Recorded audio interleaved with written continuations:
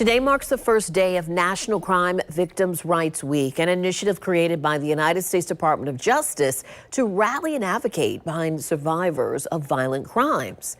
News4JAX reporter Brianna Andrews is speaking with the local nonprofit who is using this week to further amplify voices of survivors. Every 26.3 seconds, a violent crime is committed, according to the data from the FBI. It doesn't matter who you are. It can happen anywhere to anyone. That's why the Justice Coalition, a local nonprofit, advocates for survivors of violent crimes here in Jacksonville. I'm sitting with the executive director and board member of the JC. Foster Coker knows personally how difficult it is to overcome a violent crime.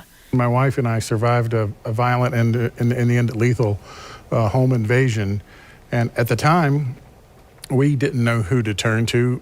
If you've never been the victim of a violent crime, you don't realize the effect that it could have on someone. Rape and sexual assault, robbery, assault, and murder are all examples of violent crimes. Survivors of violent crimes often experience anger, fear, isolation, low self-esteem, helplessness, and depression, according to the Office of Crime Victims.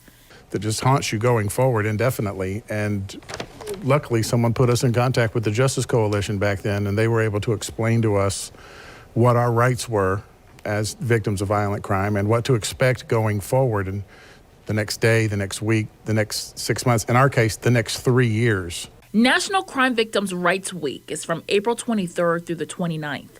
The Justice Coalition is hosting a series of events this week, beginning with a tossing of the roses ceremony. Survivors, victims can come down and take a rose and toss it in the St. Johns River in memory of a lost loved one to crime. Tossing roses and sowing seeds for healing. To stay up to date with the Justice Coalition's events this week, visit thejusticecoalition.org. The organization is also accepting donations. Brianna Andrews, Channel 4, the local station.